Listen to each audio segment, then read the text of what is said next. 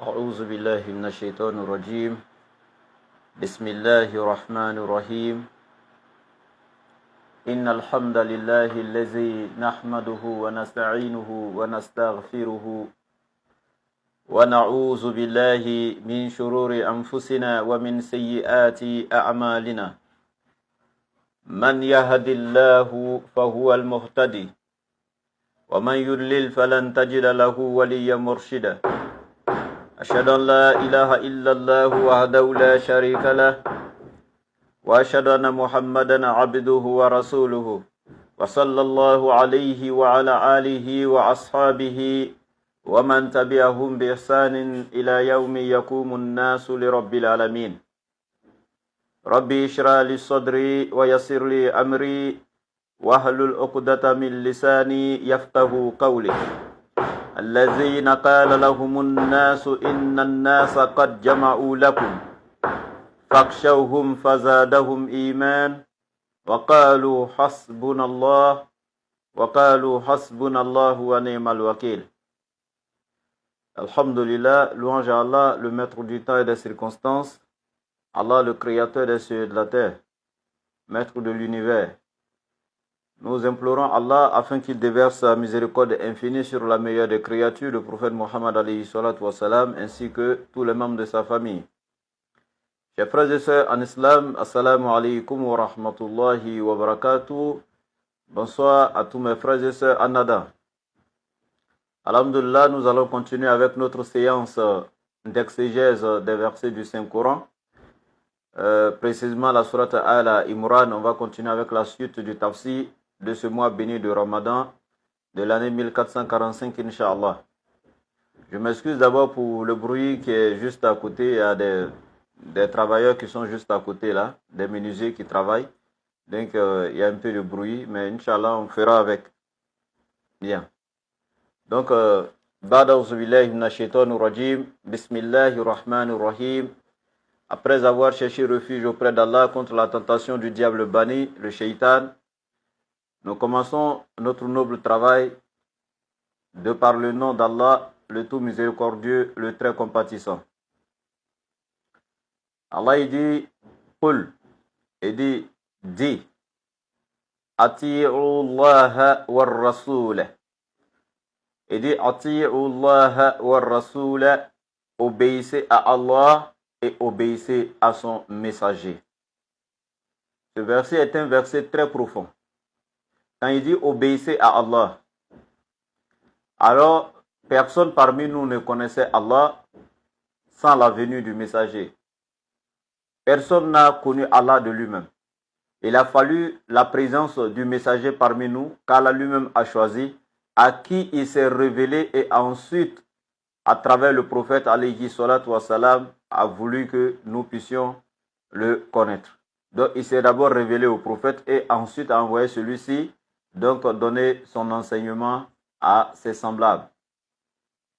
Donc, obéir à Allah, il faut obéir au messager et comme Allah il le dit, quiconque obéit au messager obéit automatiquement à Allah parce que le messager alayhi salatu wa salam n'a rien enseigné venant de ses propres pensées, ni ses suppositions, ni ses imaginations, ni sa passion, etc. Tout ce qu'il a enseigné n'était qu'une révélation de la part de son Seigneur. Il n'a rien sorti de lui-même qu'il a inventé concernant la religion, etc. Donc, quiconque obéit au messager obéit donc automatiquement à Allah. Et quand je vois des gens qui disent non, nous on ne travaille pas avec les hadiths, nous on s'en fout de tout ce qui vient, donc, Qala Rasulullah, le prophète a dit, etc. Et c'est seulement que le Coran. Comme vous les connaissez bien, on les appelle les Coranistes. Bon. Alhamdulillah, je pense qu'il y a tellement de versets dans le Coran, tellement de versets qui existent dans le Coran qui prouvent clairement et qui montrent la véracité et qui montrent encore la crédibilité et qui légifèrent, en d'autres termes encore, l'utilisation des hadiths authentiques. Ça, il n'y a même pas de débat. Tellement de versets coraniques, comme la sourate 16 à partir du verset 44, comme Allah il le dit. Wa anzalna ilayka zikra litubayyina linnasi ma nuzila ilayhim. Parlant au prophète alayhi salatu wa salam, il dit, c'est ainsi que nous t'avons révélé le rappel qui est le Coran, afin que tu expliques aux êtres humains la meilleure façon, ce qui leur a été révélé de la part de leur Seigneur. Donc Allah, il donne le Coran au prophète et lui dit, explique aux êtres humains de la meilleure façon ce qui leur a été révélé de la part de leur Seigneur. Donc, le Coran est là. Allah, il pouvait le faire descendre comme une pluie, tel que quand il pleut là, il pouvait faire tomber le Coran comme ça, verser ça, chacun allait ramasser pour lui dans sa cour, commencer à lire, comprendre de sa manière, pratiquer sa religion comme il le veut. Non. Mais il donne au prophète le Coran et il lui dit, va expliquer aux êtres humains ce qui leur a été révélé de la part de leur Seigneur. Donc le Coran a son explication. Le Coran est là, mais il a son interprétation, son explication. Son explication, maintenant, tu le trouveras dans les hadiths, etc., etc. C'est ça, on t'appelle le tafsir, donc l'exégèse. Et tu vas trouver l'explication dans les hadiths authentiques, les versets coraniques. Donc, il y en a plein de versets, comme Allah le dit, وَمَا آتَاكُمُ الرَّسُولُ فَخُذُوهُ وَمَا نَهَاكُمْ عَنْهُ فَانْتَهُوا. Et dit ce que le messager vous donne, prenez, n'hésitez même pas. Ça vient d'Allah. Et ce qu'il décide de ne pas vous donner, il dit éloignez-vous-en. C'est clair. Donc, il est un excellent modèle pour nous, comme Allah le dit dans la Sourate 33, verset 21. Il dit لَقَدْ كَانَ لَكُمْ فِي رَسُولِ اللَّهِ أُسْوَةٌ حَسَنَةٌ لِمَنْ كَانَ يَرْجُو اللَّهَ وَالْيَوْمَ الْآخِرَ وَذَكَرَ اللَّهَ كَثِيرًا. Dans le messager d'Allah, vous avez un excellent modèle à suivre. Et comment connaître le modèle du messager aujourd'hui sans aller dans les hadiths pour aller voir un peu sa vie, sans aller dans les kitabs donc, qui parlent de son histoire, etc., pour aller regarder un peu sa vie, comment il était, comment il vivait, etc. Tu dois forcément rentrer dans les hadiths pour connaître la vie du prophète alayhi salatu wassalam. Et même dans le verset 31 qu'on vient de finir, il a dit quoi? Il dit In kuntum tuhibun Allah. Si réellement vous aimez vraiment Allah, fatabi'uni. Suivez-moi Muhammad, yuhibbukum Allah, ainsi que, et c'est ainsi que Allah vous aimera en retour, wa yaghfir lakum dhunubakum, et vous pardonnera vos péchés. Mais quand il dit si vous aimez vraiment Allah, suivez-moi. Où est-ce que tu le vois aujourd'hui pour le suivre? Tu ne le vois pas pour le suivre. Mais le suivre, ça veut dire quoi? Suivre ses enseignements. Tu ne peux pas suivre ses enseignements sans suivre les hadiths. Donc, on n'a pas, c'est pas un sujet de débat, c'est juste, en islam, c'est comme ça, hein. Il n'y a pas de parlable, il n'y a pas de débat. La divergence n'a pas commencé aujourd'hui en islam. La divergence a toujours donc existé, naturellement partout, donc même dans toutes les religions, il y a des divergences. Donc ce n'est pas parlable. Mais l'avis que nous donnons ici, c'est que nous ne pouvons pas choisir le Coran et nous détourner de la Sunna, parce que c'est Allah qui a donné le Coran, qui a demandé au prophète de l'expliquer. Et l'explication du Coran, c'est ce qui est aujourd'hui donc la vie du prophète. Parce que quand on a demandé à Aïcha quel est le comportement de ton mari, elle a dit le Coran. Il était le Coran ambulant. Donc son comportement était le Coran. Et donc ses enseignements, ses faits et gestes, c'est tout ça, c'est ce qui regorge. Donc c'est tout ce qu'on retrouve dans les hadiths authentiques. Et tu ne peux pas aujourd'hui vouloir pratiquer la religion sans t'y référer. Et ceux même qui disent que les hadiths ne sont pas, on ne doit pas travailler avec les hadiths. Mais comment ils font la salat quand ils prient? C'est vrai qu'il y a beaucoup de choses qu'ils ont sorties de la salat, comme la taïya, etc. Ils te disent que la taïya n'est pas dans le Coran, non, eux ils ne récitent pas, etc. Mais mon frère, ma soeur, il y a beaucoup d'autres choses même qui ne sont pas dans le Coran que tu fais toujours dans la salat. Quand tu t'arrêtes sur la natte et que tu dois commencer la salat, quand tu dis Allahu Akbar avant de commencer la salat, le takbiratul ihram que tu fais au début de la salat, ce n'est pas écrit dans le Coran, mais c'est dans les hadiths. Mais pourquoi tu fais ça? Le takbiratul ihram, Allahu Akbar au début de la salat là, pourquoi tu fais? Ce n'est pas dans le Coran. Allah n'a pas dit dans le Coran, avant de prier, faites Allahu Akbar, ce n'est pas écrit. Mais tu le fais pourquoi? C'est dans la sunna du prophète alayhi salatu wassalam. Et encore le fait de lever les mains en faisant ce takbiratul ihram, c'est bien dans le Coran, oui. Mais quand tu es en génuflexion, n'est-ce pas en ruku, c'est-à-dire en génuflexion, et tu vas directement en prosternation? Pourquoi après le ruku, tu te redresses d'abord, avant de partir en génuflexion? Le fait de rester en ruku et puis se relever, se redresser dans le Coran, ça c'est dans la sunna. C'est dans sa manière, donc dans les hadiths, que tu as découvert ça. Donc si on veut aller sur cette base-là, il y a beaucoup. C'est-à-dire vous ne pouvez pas pratiquer la religion sans les hadiths, c'est impossible. C'est-à-dire pendant que vous êtes en train de combattre les hadiths, mais dans l'ignorance, vous pratiquez encore des hadiths sans savoir. Vous voyez? Donc on continue. Allah il dit,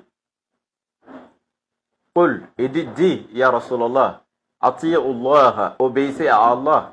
Wa rasula, et obéissez au messager. Fa in tawallaw, mais si vous vous en détournez, si vous tournez le dos, Allah et à son messager, fa inna Allah, sachez que Allah, certes, la yuhibbul kafirin, Allah n'aime pas les mécréants, il n'aime pas les Allah n'aime pas les mécréants en fait. Voilà, donc il n'aime pas les infidèles en d'autres termes. Partagez le direct, partagez le tafsir, Inch'Allah. Et Allah continue en disant Inna Allah astafa Adam. Il dit Allah a certes élu Adam. Il l'a élu. Astafa, il l'a honoré. Il l'a élevé. Donc, wa Nuhan ainsi que Noé, Nuha alayhi salam. Effectivement, Allah a élevé Adam alayhi salam. Il faut savoir que Allah a créé beaucoup de créatures.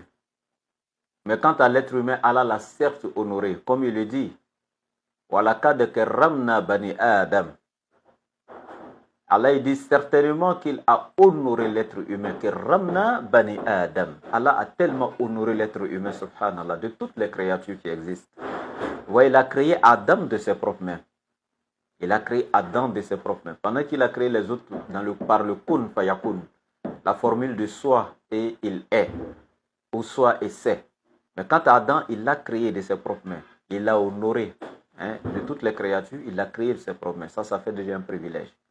Deuxièmement, quand il a créé Adam, il a demandé à tous les anges de se prosterner devant Adam, subhanallah, quel honneur. Il a demandé à tous les anges de se prosterner devant Sayyidina Adam alayhi salam. Oui. Donc il a honoré Adam et de plusieurs manières. Oui. Et il continue en disant wa Nuhan. Il a aussi honoré Nuha alayhi salam. Des enfants d'Adam, c'est le premier grand messager qui a été envoyé donc sur la terre, aux êtres humains qui ont déserté, qui ont laissé le fil du monothéisme et qui se sont adonnés à l'idolâtrie, l'adoration des idoles, etc. Le premier grand messager qu'Allah a envoyé parmi les Ulul Azmi Minar Rusul, c'est Sayyidina Nuha alayhi salam. Donc Allah l'a honoré et son ministère prophétique a duré près de 950 ans. 950 ans, son ministère prophétique a payé les gens à Allah. Donc Allah l'a honoré certainement, Sayyidina Nuha alayhi salam. Et Allah continue, il dit wa ala Ibrahima. Et certainement, Allah a aussi honoré et élevé la famille d'Ibrahim alayhi salam. Oui, Ibrahim, dont Allah parle dans le verset 125 de la sourate 4, il dit وَتَخَذَ اللَّهُ إِبْرَاهِيمَ قَلِيلًا. Ibrahim était l'ami intime d'Allah. C'était son ami. Allah l'a honoré, le père de la foi. Subhanallah. Et donc Allah dit qu'il a également honoré la famille d'Ibrahim. Parce que Ibrahim alayhi salam était un prophète et pas n'importe lequel, un prophète messager et en même temps ami d'Allah. Et Allah l'a honoré et a honoré sa famille en faisant de ses enfants aussi des prophètes et des messagers, bien sûr. Sayyidina Ismaïl, comme il le dit dans la sourate du 9, Waskur fil kitabi Ismaïla, innahu kana sadiqal wa'di wa kana rasulan nabiyya. Donc Ismaïl alayhi salam était un véridique et il était un prophète et messager. Allah a fait de son fils encore le petit frère d'Ismaïl alayhi salam qui est Ishaq. Allah a fait d'Ishaq encore un prophète. Donc ainsi de suite, même ses petits-enfants. L'enfant d'Ishaq qui était Yaqub. Yaqub a été encore un prophète, etc. Donc Allah a honoré Ibrahim ainsi que sa famille en faisant de lui un prophète, ses enfants des prophètes, ses petits-enfants des prophètes, ses arrière-petits-enfants des prophètes. Donc Allah l'a honoré. Wa ala Imran. Et c'est ainsi qu'Allah a honoré aussi la famille d'Imran. Donc, il a honoré la famille d'Imran. Imran ici est le grand-père de Sayyidina Isa alayhi salam. Le grand-père de Nabi Isa, c'est de ce Imran dont on parle ici. Et non Imran, le père de Moïse et d'Aaron. Parce que le prophète Moussa, qui est Moïse alayhi salam, et Aaron, donc qui est Aaron alayhi salam, leur père s'appelait Imran. Et beaucoup de nos frères chrétiens ne savent pas faire la différence entre Imran, qui était le père de Moïse et Aaron, et Imran, qui était le père, le grand-père donc de Jésus, qui était le père de Marie, mère de Jésus. C'est deux Imran différents. Voilà. Donc ici, Allah il dit wa ala Imran, et il a honoré la famille d'Imran. Donc Imran lui-même étant donc honoré par Allah. Vous voyez, il y a une sourate entière même qui porte son nom, Imran. Et encore sa fille Myriam, donc appelée Mariam, qui a été honorée. Donc tout le monde connaît l'histoire de Sayyidatou Mariam, chrétien comme musulman.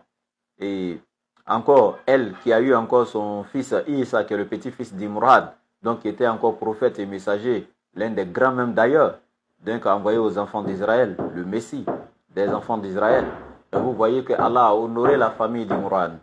Et Allah il dit, Allah al-alamin, Allah les a honorés au-dessus de tous les êtres humains, de tous les autres êtres humains dans le monde. Allah les a placés au-dessus de tous les êtres humains. Donc c'est ça, il dit, Inna Allah, certes Allah, astafa Adam. Allah a honoré, élevé, glorifié Adam. Hein, il l'a élevé, donc en degré. Wa Nuhan, ainsi que Noé, qui est Nuh alayhi salam, wa ala Ibrahim, ainsi que la famille d'Ibrahim, wa ala Imran, ainsi que la famille d'Imran, alal alamina, au-dessus de tous les hommes, au-dessus du monde. Allah les a élevés et les a honorés. Et il dit Zuriyatan ba'duha min ba'd, en faisant de ces familles-là une seule lignée.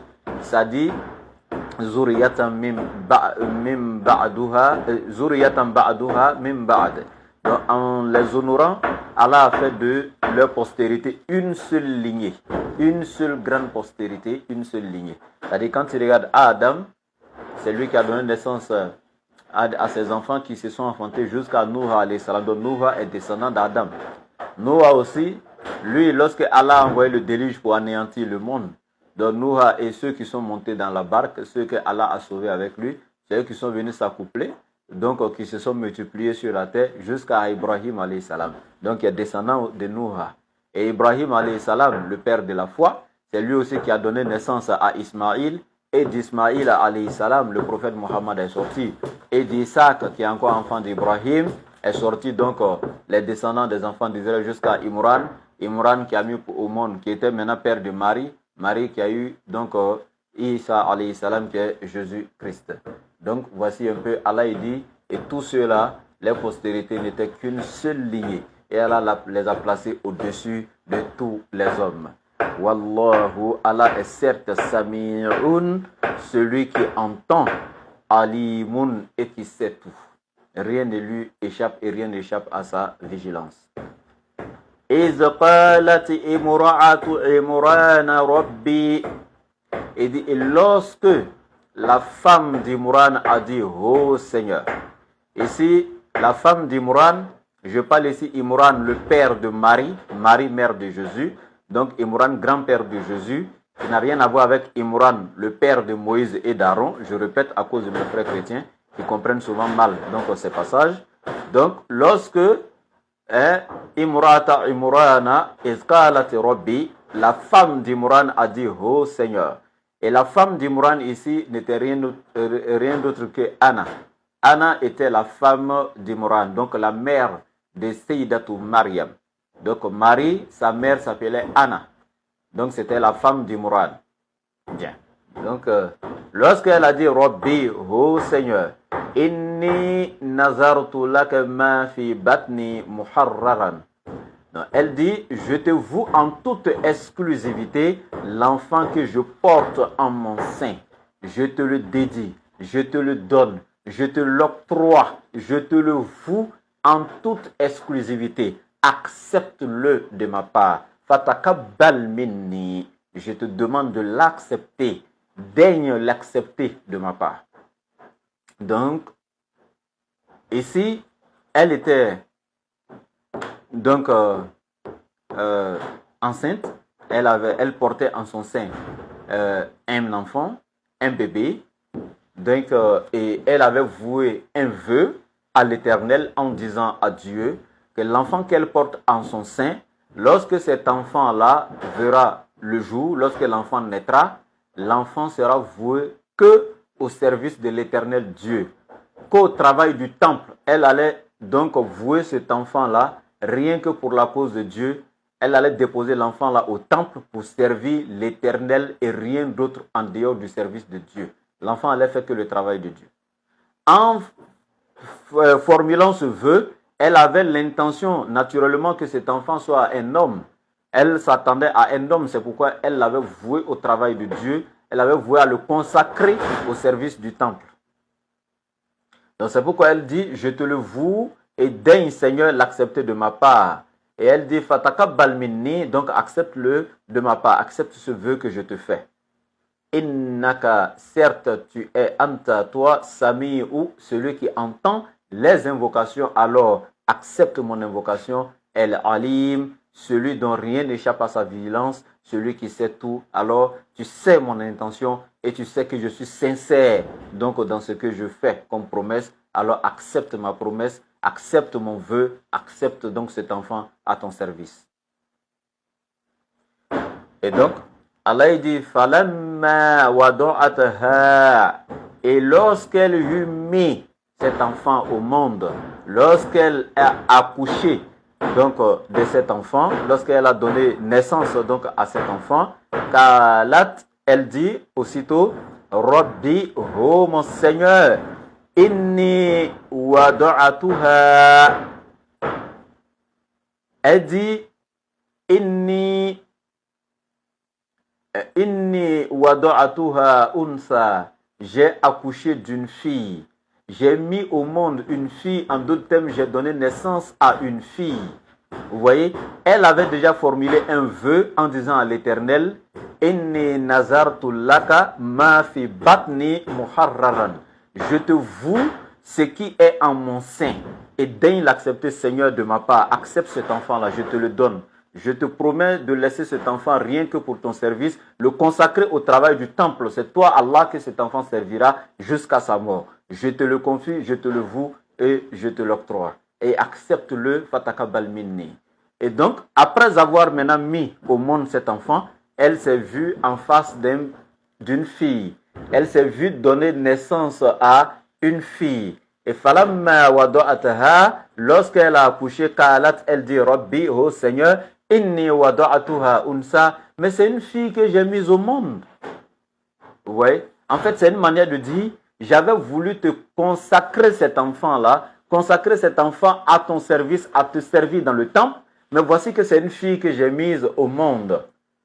Et Allah, il va continuer en disant, Wallahu a'lamu bima wada'at. Et Allah sait très bien ce que tu as mis au monde, puisque c'est Allah même qui a mis cette fille dans ton sein. C'est Allah qui a mis cet enfant dans ton sein. Donc Allah, il sait même avant ta naissance que c'était déjà une fille. Allah, il sait ce que tu as mis au monde, Mariam. Ne prenez pas dire Anna, la mère de Mariam. Allah, il sait très bien cet enfant que tu as mis au monde. Allah, il sait très bien que c'est une fille. En fait, c'est une sagesse ici, en fait. Allah, il savait très bien que Anna, son intention était d'avoir un homme, un garçon, et le mettre au service d'Allah. Mais le problème, c'est qu'elle, dans ses invocations, n'avait pas précisé le sexe de l'enfant. Elle n'avait pas demandé à Allah, donne-moi. Donc, Allah a beaucoup de types d'enfants. Quand tu dis à Allah, donne-moi un enfant, et que tu ne précises pas ta demande, il peut te donner une fille comme un homme. Il peut te donner n'importe quel type d'enfant. Hein. Donc, il faut préciser. Quand tu invoques, il faut préciser. Dans l'invocation, il faut être précis. N'est-ce pas? Donc, c'est un enseignement qu'Allah donne ici. Donc, elle-même, elle est étonnée à la naissance. Elle dit, mais sa manière de parler prouve que elle ne s'attendait pas à ça, en fait, à une fille. Et elle dit, j'ai accouché d'une fille. Et Allah, il réplique, il dit, mais Wallahu a'lamu bima wada'at. Allah, il sait très bien. Donc, de ce que tu as accouché, il sait très bien que c'est une fille. Mais walaysa zakaru kal unsa. Mais pourquoi elle était étonnée? Parce qu'elle sait très bien, walaysa zakaru kal unsa. Un garçon n'est pas pareil à une fille. Surtout dans le cadre de l'adoration. L'homme n'est pas pareil à la fille. Vous voyez, il y a un moment de la femme, quand la femme, il y a une période de la femme, hein, donc au moins une fois par mois, elle est en période donc de menstruation, vous allez m'excuser du terme, ou lorsqu'elle est indisposée, elle ne peut pas en ce moment servir Dieu dans le temple parce qu'elle est dans une période d'impureté. Donc spirituellement, elle est impure. Elle ne peut pas donc alors rentrer dans le temple pour servir Dieu. Alors que l'enfant ici que Marie m'a promis, l'enfant devait servir l'Éternel pour toujours dans le temple. Mais quand c'est une fille, c'est impossible parce qu'il va arriver un moment où elle ne pourrait pas servir l'Éternel dans le temple. Elle va devoir s'éloigner parce qu'elle serait impure. Elle ne pourra pas prier, elle ne pourra pas jeûner, etc., ni toucher à la Torah, etc., etc. Donc, en ce moment, Mariam était vraiment découragée. C'est pourquoi il est écrit ici, la femme et l'homme et le garçon ne sont pas pareils. Vous voyez, dans ce domaine, ça fait un. Et dans plusieurs autres domaines, l'homme et la femme ne sont pas égaux. Parce que quand nous voyons des gens aujourd'hui qui dénaturent les choses, qui essaient de déformer les choses de la nature, en faisant de l'homme et la femme des égaux dans la société, dans la vie conjugale, dans tout, je dis non. Dans certains domaines, l'homme et la femme peuvent être égaux et même la femme pourrait être même au-dessus de l'homme dans certaines choses. Bien sûr que si, dans certains domaines, la femme même est au-dessus de l'homme. Ça, on est d'accord. Mais ce n'est pas dans tous les domaines. Dans le domaine où il ne faut jamais commettre l'erreur de dire que la femme et l'homme sont égaux, c'est dans le foyer.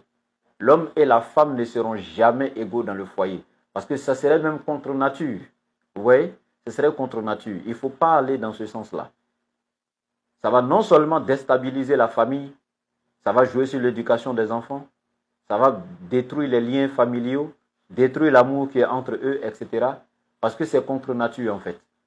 Aucun livre saint, dans aucun des livres saints, tu verras où il est écrit que dans le foyer, dans la vie conjugale, l'homme et la femme sont égaux. Ça n'existe pas, ni dans la Bible, ni dans le Coran. La Bible est claire. Femme, soumets-toi à ton homme. Homme, aime ta femme, ton épouse. Ouais. Quand c'est l'homme, même dans la Bible, Dieu sait faire la part des choses. Il ne dit pas à l'homme de se soumettre parce que ce n'est pas à lui de se soumettre. Il dit aime ta femme parce que quand tu l'aimes, tu as pitié d'elle. Quand tu l'aimes, tu ne peux pas la traiter comme une esclave. Quand tu l'aimes, tu ne peux pas la faire souffrir. Quand tu l'aimes, tu ne vas pas la chosifier, etc. Quand tu l'aimes, tu vas la considérer. Quand tu l'aimes, en fait, tu seras là pour elle. Donc, mais la femme, quant à elle, l'Éternel est clair. Il dit, femme, soumets-toi à ton homme. Donc, chacun a son rôle à jouer, en fait. N'est-ce pas? Donc, dans le foyer, il ne faut même pas essayer même. La femme, c'est la soumission. On sait que dans le Coran, Allah défend les droits de la femme. Ça, c'est clair. On n'est pas en train de dire ici que la femme est esclave. Et quand on parle de la soumission de la femme, qui est différente de l'humiliation de la femme, on ne dit pas que la femme doit être humiliée dans son foyer. Non. L'humilité est différente de l'humiliation. Donc, ici, je répète encore, la femme a des droits équivalents à ses devoirs dans le foyer, mais elle ne sera jamais égale à l'homme dans le foyer. La preuve, vous avez déjà vu deux présidents qui gouvernent un pays ensemble? Donc vous êtes quitté où avec cet esprit-là? Montrez-moi un seul pays où il y a deux présidents qui gouvernent ensemble en même temps. Ça n'existe pas. Montrez-moi un gouvernement qui est dirigé par deux premiers ministres en même temps. Ça n'existe pas. Une mairie qui est dirigée par deux maires élus ensemble en même temps. Non. Vous allez voir un président. On ne va pas te dire c'est le co-président qui est là qui dirige le pays. Non, mais le vice-président. Il y a des vices. Dans la mairie, tu vas voir des adjoints au maire.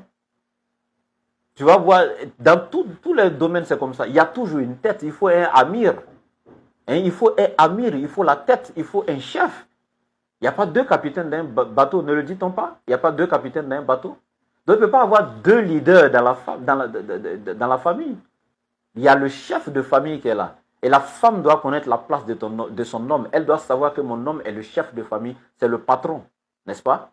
Et l'homme doit savoir que sa femme est une aide pour lui et non une esclave. Il ne doit pas la chosifier, etc. Il doit l'aimer en retour. Et elle doit se soumettre à son homme, etc. Donc, chacun a sa part à faire. Donc, la famille, c'est comme un gouvernement. L'homme est le président de la République, c'est le chef d'État. Donc, c'est lui qui occupe la magistrature suprême à la maison. C'est lui qui est le ministre du Travail. C'est lui qui doit travailler pour nourrir donc, la famille. Il est le ministre de l'Économie et des Finances. C'est lui qui finance la popote et toutes les dépenses de la famille, etc. Donc, il est celui qui a l'autorité absolue, en fait, en d'autres termes. N'est-ce pas? Donc, il est le président, il est le chef du gouvernement, il est le ministre de la Sécurité, c'est lui qui doit mettre sa famille en sécurité, etc. Comme je dit, il est le ministre du Travail, c'est lui qui travaille pour nourrir la famille, il est le ministre des Finances, c'est lui qui finance tout, etc. La femme aussi a son rôle. Elle aussi, elle est ministre de l'Éducation à la maison. Donc, c'est elle qui gère tout ce qui est éducation des enfants. Pendant que l'homme est au travail, c'est elle qui veille sur les enfants à la maison, etc. Donc, elle aussi, elle est ministre la salubrité, etc., etc., ministre de la Santé, ministre des Temps, etc. Donc, c'est elle qui gère toutes ces choses-là, n'est-ce pas? Donc, chacun a un rôle à jouer. Mais dire que l'homme et la femme sont égaux, non. Administrativement parlant, il n'y a pas de problème.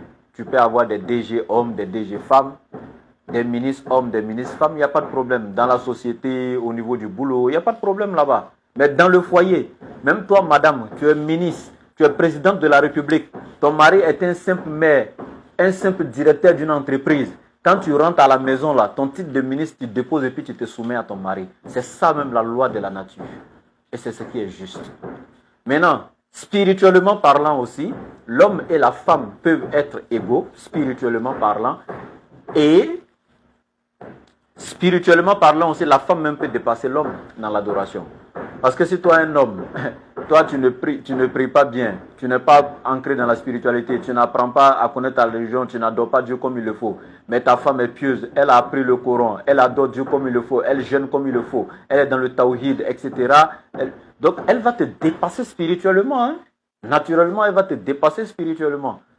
Donc, Allah, il va l'élever à un niveau où, voilà, quand elle va invoquer Allah matin, d'ici le soir, même elle-même, elle est déjà exaucée. Mais toi, tu vas faire des semaines en train d'invoquer Allah parce que tu n'as pas un bon comportement, n'est-ce pas? Donc, spirituellement, Allah élève celui qui le craint, n'est-ce pas? Allah, il n'a pas fait excepter l'homme ou femme. Non, non, non, tout le monde mélangé là-bas. Celui qui craint le plus, c'est lui qui est le meilleur auprès d'Allah, que ce soit homme ou femme. N'est-ce pas? Voilà. Donc, ici, il dit « Walaysa zakaru kal unsa » et l'homme et la femme ne sont pas égaux. C'était dans un contexte bien précis ici, parce qu'elle sait qu'au service d'Allah dans le temple, la femme n'aurait pas pu servir Dieu dans le temple comme l'homme, parce qu'il va arriver un moment où elle sera indisposée, elle devra s'éloigner du temple parce qu'elle serait impure. Et vous pouvez lire même depuis l'Ancien Testament, dans Lévitique chapitre 15, vous verrez ça même dans la Bible à partir du verset 16 et suite. Donc, et on continue ici, « Wa inni samayituha Maryam » Donc, et elle dit, ici, je la nomme et je la baptise Mariam. Donc, je l'ai appelée Mariam. Donc, elle a donné le nom Mariam à sa fille. Je parle ici de Anna. Anna, épouse d'Imran. Donc, Imran et Anna sont les parents de Mariam, mère de Jésus. Wa inni uizuha bika. Et elle continue en disant, et je la mets encore sous ta protection. Oh, toi, Allah, mon Seigneur, je la place sous ta protection. Wa zurriyataha, ainsi que elle-même, sa descendance, je la place sous ta protection. Mina shaitan rajim, contre le diable banni, rejeté, lapidé et maudit. Vous voyez, il y a plein d'enseignements ici. D'abord, lorsqu'elle a accouché et qu'elle s'est rendue, d'abord, avant l'accouchement, elle avait déjà formulé l'intention de consacrer cet enfant au service de l'Éternel Dieu. Moi, je ne demande pas de ne pas mettre ton enfant à l'école ou dans un autre domaine de la vie ou autre, non. Mais tu dois déjà avoir une intention positive de dire que, même si ce n'est pas pour consacrer ton enfant 100%, c'est-à-dire rien que pour la cause de Dieu, tu peux mettre ton enfant à l'école. C'est normal, voilà. Mais déjà, il faut avoir l'intention d'enseigner à cet enfant déjà les bases de sa religion depuis sa naissance, lui enseigner son Dieu, sa religion, etc., etc. Donc déjà, tu dois avoir cette intention déjà. Cet enfant, Allah, si tu me donnes un enfant, cet enfant, je vais lui enseigner ta religion, je vais lui enseigner qui est son Seigneur, les vraies valeurs morales et spirituelles, etc., etc., de la religion, etc. Donc du coup, tu dois déjà formuler cette bonne intention. Et quand l'enfant naît, c'est effectivement son droit sur toi, c'est un droit de l'enfant sur leurs parents, des enfants sur leurs parents de leur enseigner leur religion depuis le bas âge, n'est-ce pas? Tu dois déjà consacrer l'enfant à l'adoration de Dieu, tu dois l'exhorter à l'adoration de Dieu, tu dois lui enseigner l'adoration de Dieu, tu dois lui enseigner son Dieu, les principes de sa religion de base, etc. Et elle ne s'est pas arrêtée là. Elle continue encore, elle dit, cet enfant encore, depuis tout petit, elle a commencé à invoquer l'Éternel. Et en plaçant l'enfant déjà sous la protection de Dieu, et pas sa fille seule, pas l'enfant seul, l'enfant et même la postérité de l'enfant qui n'est même pas encore venu à l'existence. L'enfant même qui est à l'étape de bébé d'abord, elle place même la descendance de cet enfant sous la protection de Dieu avant même que l'enfant ne grandisse même pour avoir une postérité. Vous voyez, c'est très important pour les parents. En fait, c'est une leçon en fait. Donc chaque parent doit déjà depuis à la naissance de son bébé commencer à prier déjà pour l'enfant. prier contre le diable, prier contre ses tentations, prier pour l'avenir de l'enfant, prier même pour la postérité de l'enfant, etc. Tu dois placer l'enfant dès son bas âge sous la protection de Dieu, etc. Je vois des gens aujourd'hui qui mettent les enfants au monde, qui les exposent au diable, qui les exposent sur les réseaux sociaux, qui prennent les enfants. En fait, je ne sais pas quoi, comme si ton enfant c'était, je ne sais pas, un prix Nobel, une coupe, je ne sais pas, un trophée. Oui, je ne sais pas, sur les toiles, partout exposé comme ça. Subhanallah, ne faites pas ça. Donc ici, je répète, une fois de plus, l'enfant doit être consacré depuis le bas âge. L'enfant, tu dois prier en sa faveur, confier l'enfant à Dieu, placer l'enfant sous la protection divine, invoquer l'Éternel dans ce sens pour l'enfant, etc. Comme la mère de Sayyidatou Mariam l'a fait. Et c'est pourquoi vous allez voir que effectivement Mariam a été protégée. Vous voyez, cette jeune fille a été bien éduquée, bien élevée, bien protégée. Elle n'a jamais connu ce qu'on appelle la fornication et l'adultère, ni quoi que ce soit de péché. Elle a été chaste. Elle est restée, comment on appelle, vierge, etc. Vous allez m'excuser du terme. Voilà, au point même où certains l'appelaient la Vierge Marie, etc.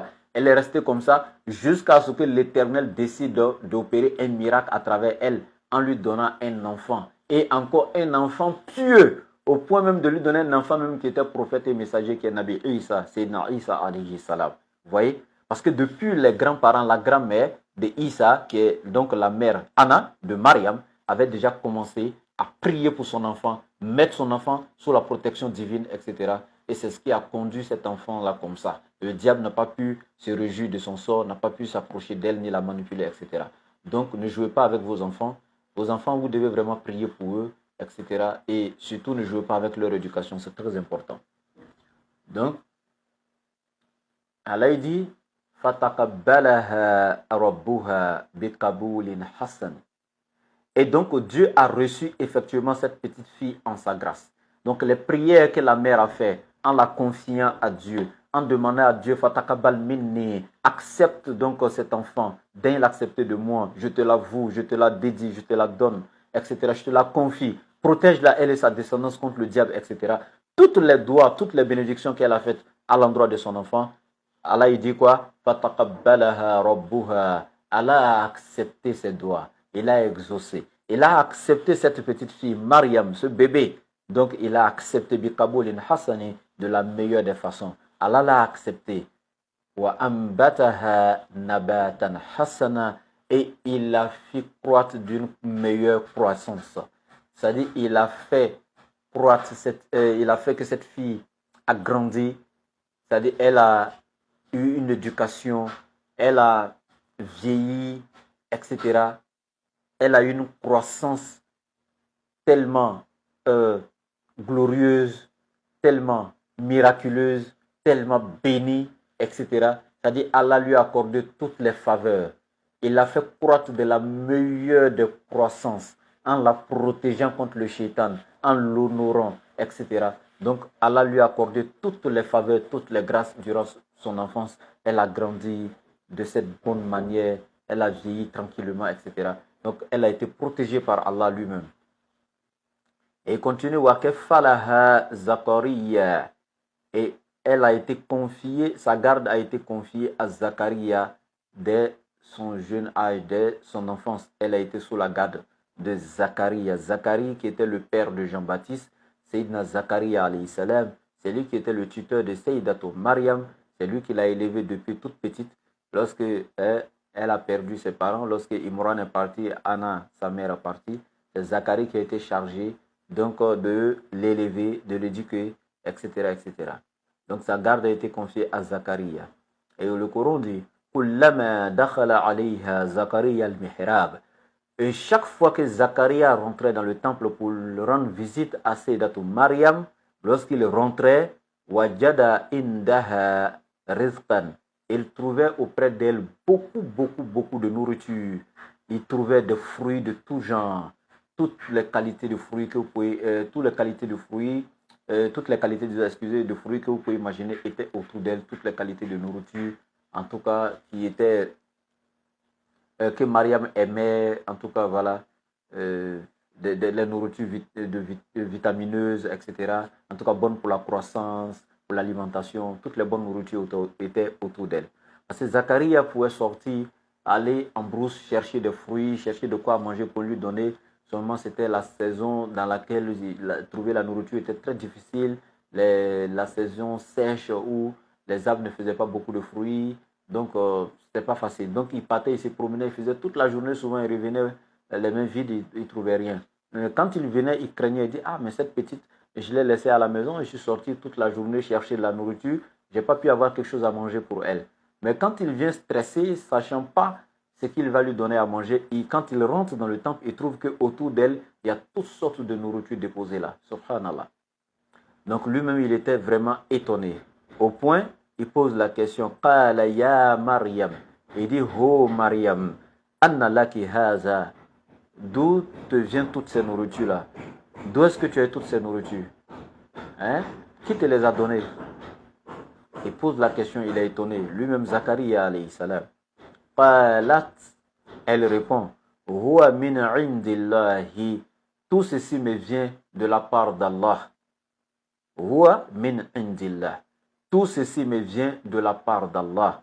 Inna Allah, Allah est certes, yarzuku man yasha'u, c'est lui certes qui donne de ses bienfaits à qui il veut parmi ses serviteurs. Il donne de son risque, de sa richesse, de son bien à qui il veut parmi ses serviteurs, bighayri hisab, sans même calculer, sans compter. Vous voyez? Donc, c'est ainsi que Mariam répondait à Sayyidina Zacharia depuis toute petite. Elle croyait en Dieu et avec la permission d'Allah, les anges venaient toujours lui déposer donc les nourritures du paradis dans le temple. Elle mangeait tranquillement. Et quand Zacharia venait, après avoir cherché de la nourriture fatiguée, il ne trouvait rien. Quand il venait le soir découragé, dans le temple, il trouvait autour de Mariam, il y avait toutes sortes de nourriture. Et quand il lui posait la question, d'où est-ce que te viennent toutes ces belles nourritures, elle répondait, Huwa min indillah, tout ceci me vient de la part d'Allah. Inna Allah yarzuqu man yasha'u. Allah, il donne de son bien, de son risque, de sa richesse à qui il veut. Donc parmi ses serviteurs, bighayri hisab, sans compter et sans calculer. Donc Inch'Allah, je vais m'arrêter là aujourd'hui. On va aller tout doucement, Inch'Allah. On va s'arrêter aujourd'hui ici.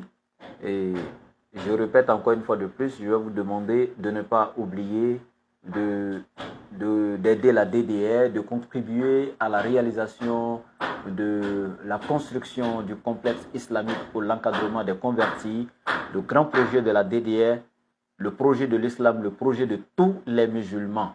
Ce n'est pas le projet des membres de la DDR seulement, mais c'est le projet de tous les musulmans, c'est le projet de l'islam. Les convertis sont des musulmans, c'est le projet de la Ummah. Alors tous les musulmans doivent se sentir responsables et relever le défi de la construction, de la réalisation de cet édifice-là. Wallahi, chaque musulman doit se sentir responsable, chaque musulman doit se sentir concerné, chaque musulman doit s'impliquer et chaque musulman doit contribuer. Que ta contribution soit à hauteur de 500 francs, de 1000 francs, etc. Aidez-nous à réaliser cet édifice-là. Depuis qu'on a commencé à lancer l'appel dans ce mois béni de Ramadan, vous avez commencé, beaucoup ont commencé à donner beaucoup d'appels et nous vous demandons de continuer. On va vous faire le point bientôt, très bientôt, de tout ce qu'on a pu avoir déjà et pour que vous sachiez combien nous reste encore, on va vous donner les détails, Inch'Allah, à travers un direct. Donc, le projet même, on va vous montrer le plan et ça fait combien le budget, etc. Et quand on va vous montrer le budget, donc le devis, et on va vous dire combien est rentré et on saura combien reste et Inch'Allah, on va continuer. Mais on vous demande, Inch'Allah, le chemin est encore long, mettez encore les mains dans la poche, aidez, soutenez la cause d'Allah.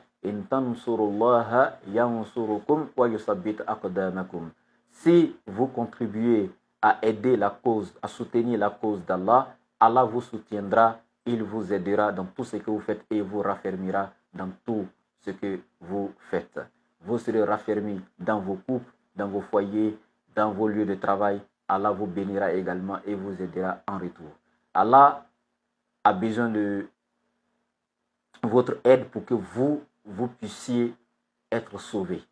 Quand j'ai utilisé le verbe ici, j'ai utilisé le terme en disant Allah a besoin. En fait, Allah n'a besoin de rien. Et c'est pour que tu puisses comprendre ce que je veux dire tout simplement. Quand Allah il t'appelle, aide sa cause, que ce soit toi, que ce soit pas toi, que ce soit moi, que ce soit pas moi, Allah n'a pas besoin de nous pour élever sa religion. Il n'a pas besoin de nous pour donc mettre sa cause au-dessus de toutes les causes. Non. Allah n'a besoin de personne. Mais c'est nous qui avions besoin d'Allah. C'est nous qui avions besoin de ça pour que par ce geste-là, Allah puisse nous aider nous-mêmes, nous pardonner nos péchés et nous récompenser par le paradis. Donc quand Allah dit aider sa cause, quand Allah vous appelle à venir l'aider, il n'a pas besoin de ton aide, mais c'est pour que tu viennes t'aider toi-même, tout simplement. Donc venez soutenir la cause d'Allah et Allah va vous soutenir. Venez aider la cause d'Allah, Allah va vous aider.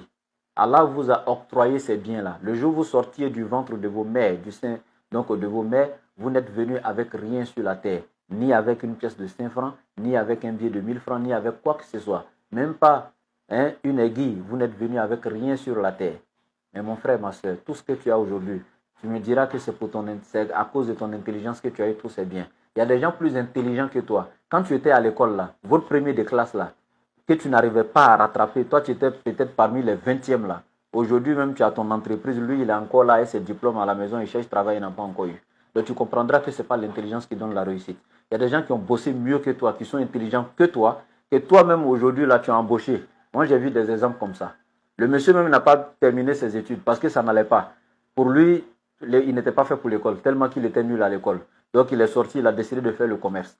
Mais aujourd'hui il est devenu grand commerçant, construit des magasins partout, il est devenu millionnaire. Ceux qui étaient toujours premiers de classe, ils ont eu leur diplôme, il les a pris, il est venu les déposer pour gérer la comptabilité même de ses affaires, etc.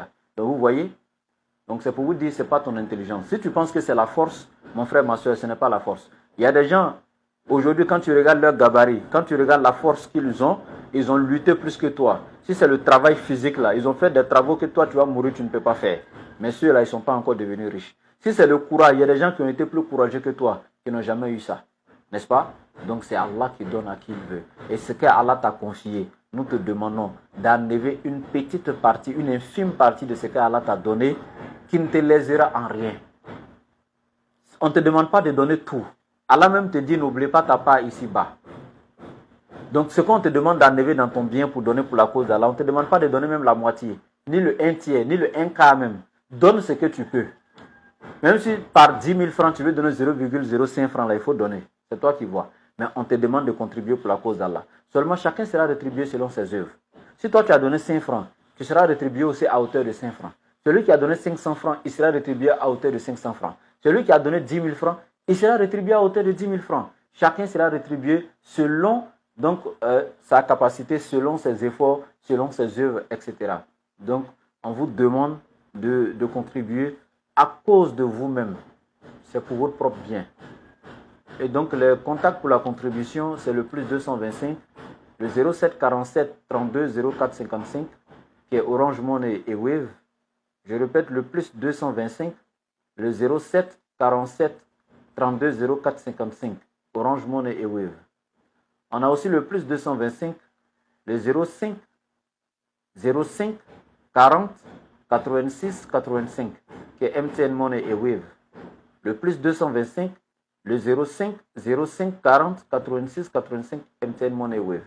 Vous avez le plus 225, le 01 43 66 33 44, qui est Move Money Flows. Le plus 225, 01 43 66 33 44, Move Money Flows. Et le contact du laboratoire, pour tous ceux qui veulent avoir ce contact pour d'autres choses, pour des questions ou autres, le plus 225 07 09 01 93 47, le plus 225 07 09 01 93 47. Qu'Allah exauce toutes nos prières, nos invocations, nos doigts, tous nos actes d'adoration. Qu'Allah accepte tout ce que nous allons lui demander durant ces 10 dernières nuits de Ramadan, qu'il nous fasse avoir les mérites de la meilleure des nuits, la nuit qui est meilleure que 1000 mois, qui est la nuit de El Qadr, la nuit du décret ou en d'autres termes du destin. Nous lui demandons de nous faire avoir les mérites de cette nuit, de la vivre dans la paix, dans la tranquillité, et que par celle-ci, nous puissions avoir tous nos péchés pardonnés, nous soyons agréés donc parmi les habitants du paradis et définitivement effacés, rayés donc sur la liste des habitants de l'enfer, et qu'Allah nous en éloigne complètement, Inch'Allah. Il nous donne beaucoup de mois de Ramadan dans notre vie, que ce ne soit pas le dernier mois, mais en même temps, sachez que chaque année, quand nous faisons les doigts pour dire qu'Allah nous donne l'année prochaine, qu'Allah nous donne un autre mois de Ramadan, mon frère, ma soeur, ça ne continuera pas comme ça. Il arrivera un jour où toi et moi, on va réellement vivre notre dernier mois de Ramadan. Sincèrement, ça ne va pas continuer comme ça. L'année passée, on a prié. L'année passée, on a prié, nous a donné pour l'année passée. L'année passée, on a prié, nous a donné pour cette année. Mon frère, ma soeur, on va prier cette année. Mais sache que il ne va pas continuer à te donner comme ça, parce que tu n'es pas éternel. Un jour, mon frère, ma soeur, chacun d'entre nous va vivre son dernier mois de Ramadan. Et la question que je vous pose avant de terminer, qui ne te dit pas que c'est ton dernier mois de Ramadan cette année? Qui te dit que l'année prochaine tu vivras? Alors si c'est le dernier, mon frère, ma soeur, et il te reste encore quelques jours, ça ne vaut même plus 10 jours, quelques jours, alors profites-en. Ça ne continuera pas comme ça. Qu'on veuille ou pas, chacun vivra son dernier mois un jour. Et qu'est-ce qui prouve que ce n'est pas le dernier cette année? Salam alaikum.